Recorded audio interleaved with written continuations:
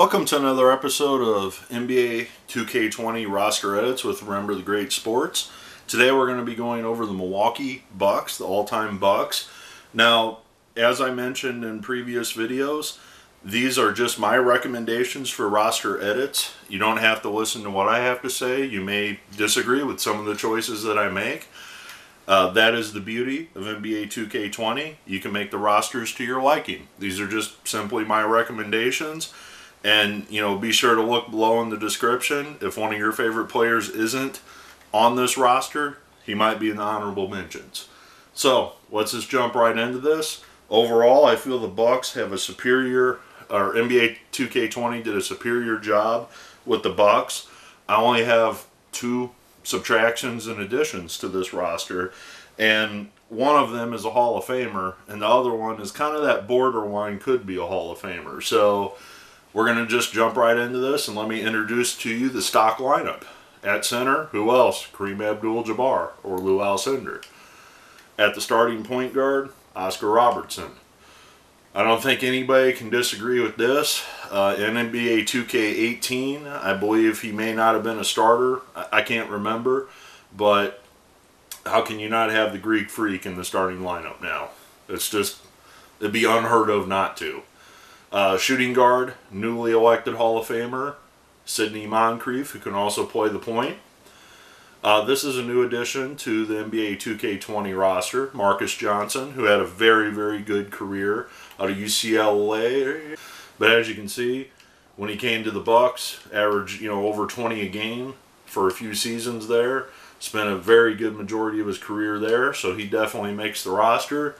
Hall of Famer Ray Allen, who also started out with the Bucks. Michael Redd, who potentially probably will be a Hall of Famer one day. Vin Baker, you got him at power forward / center. And he's not by default a power forward center, but I always add the center if you want to add him as a backup center. You got Junior Bridgeman, who is a new addition to the game. I don't think he was in previous games. Terry Cummings, who I used to have in the starting lineup. However, with Giannis in the game now, he kind of gets bumped out of the starting position. Bob Dandridge, Brian Winters, who's another great Milwaukee Buck, actually has his number retired by the team. Paul Pressey, who's been on previous games. Jon McGlocklin, who's a new addition to the 2K20 game, I believe. Maybe he was in 19, I don't remember. Ricky Pierce. And so I'm just going to tell you right off the bat here to make this video a little bit quicker. The 2 that I recommend deleting are Ricky Pierce and Paul Pressey. And the reason for that, Paul Pressey, there's just way too many shooting guards on this team. Jon McGlocklin, Brian Winters, Paul Pressey, Michael Redd, Ray Allen, Sidney Moncrief. You can't have that many shooting guards on a team realistically. So, I went with the fact that McGlocklin and Winters, they have their numbers retired. I don't think Pressey does. Pressey had some good seasons. However, I chose to delete Pressey and Ricky Pierce. So the reason I decided to replace Pierce is another small forward. And let me just get this moving around and I'll show you that small forward. Alright, so here's your starting lineup. No doubt about this. You got Oscar Robertson at point guard. El Cid at shooting guard. Again, Hall of Famer now. Marques Johnson sneaks in there as the starting small forward. However, the guy that I added to the team, you could probably slide him in if that's what you'd like to do. Or you can move Giannis back to the small forward position if that's your preference. And of course, Kareem Abdul-Jabbar at the center. No questions there. Now your backup shooting guard, who else? Ray Allen. I mean, you could almost argue Allen could go in over Moncrief. However, I feel Allen, being the three-point specialist that he is a great bench guy because he can bring the three-point shooting and light you up off the bench. Whereas again, not a lot of balls going to be thrown his way with these guys already in the lineup. So the backup power forward, Vin Baker, and he can play some backup center as well. However, we're going to get to the backup center here in a second. And this is the backup center, Bob Lanier. Now, Bob Lanier is also on the Detroit Pistons on this game. on the all-time Pistons roster. So Lanier went to the Bucks after he was successful with the Pistons. However, the stats don't show it. However, he had some very successful years as the Milwaukee Bucks center. So I figure putting a Hall of Famer like Lanier to back up Kareem Abdul-Jabbar off of the bench is a no-brainer. So the only difference is, instead of adding Lanier at his Detroit Pistons level, I made him a little bit older and made his stats reflect his abilities at 32 years old, as opposed to being 25-year-old on the Pistons. Now, this is the guy that you could argue could be in the starting lineup. If you prefer him over Marques Johnson, that's perfectly fine. And this is the second created player to the list, and the reason that Ricky Pierce doesn't have a job anymore is Glenn Big Dog Robinson. Now, Glenn Robinson, Rookie of the Year, first-round pick one year, I believe. He was with the Milwaukee Bucks for the most successful part of his career, I would say. He bounced around a little bit after he left the Bucks, but he had some very, very good years after coming out of Purdue in the mid-90s. And this guy could very well be your starting small forward if you put Giannis to the power forward position, and you'd rather have him instead of Marques Johnson in there. So Terry Cummings, we already kind of discussed him. You could probably put him as the starting power forward if you want to move Giannis down to the small forward. And I personally would recommend, it depends on your matchups.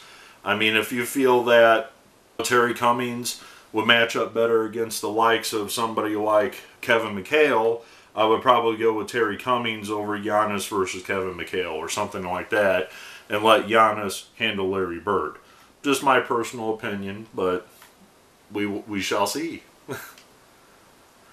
Now, the 11th man on the roster is Brian Winters. We kind of touched on him. He can play the shooting guard and the point guard position, but as you can see, he was with the Bucks for a long time. And I believe, if I'm not mistaken, if you look at this trade with the Lakers, how he became a Buck was Lou Alcindor was traded, I believe, to the Lakers, and Winters went to Milwaukee. The 12th man on the roster is another small forward. You're kind of seeing a theme here. We got a lot of shooting guards and small forwards. So that goes back to, do you really need Paul Pressey on the list? Because where is Paul Pressey going to fit in this equation with all these shooting guards and small forwards? And that is Bob Dandridge. Dandridge, very successful player during the mid-70s, early 70s, mid-70s. He was on that championship team with Alcindor and Oscar Robertson at small forward. The guy can play small forward, he can play shooting guard. So, perfect person to have in that 12th spot. The final guy, another one of those shooting guards. Shooting guard, small forward types, Michael Redd. Michael Redd just doesn't get a lot of minutes. However, I keep him on the roster. This guy's a pure shooter. He can knock down the three like Ray Allen. But when you got Ray Allen playing ahead of you, you're not going to get a lot of minutes. So, that moves us to the reserve list. Junior Bridgeman. Junior Bridgeman, very, very good player for a very long time with the Bucks. Has his number retired with the Bucks. This is one of those guys that you could probably argue belongs in the Naismith Basketball Hall of Fame, like Sidney Moncrief. But he just doesn't make the 12, the starting 13. He's the 14th man on the roster. And the 15th man is Jon McGlocklin. Again, a backup shooting guard, point guard, or small forward. Again, like Paul Pressey, you could go with Paul Pressey, you could go with Jon McGlocklin. It's about the same type of player. So, naturally, this team is coached by Don Nelson. And you're going to be like, Don Nelson was with the Bucks? Yes. He had his most success, the most wins with the Bucks.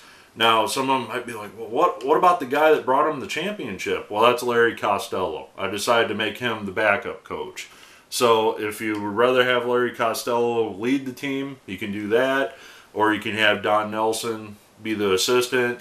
I feel like they're either interchangeable, but Larry Costello, he's the one that actually brought them their championship. And Don Nelson was very successful in the early 80s with the Bucks. So it's your choice, to go either way with those two guys, in my opinion. So, thanks for taking the time to watch. Hope you enjoyed. Hope you agree with me with the all-time Bucks roster updates. Thanks.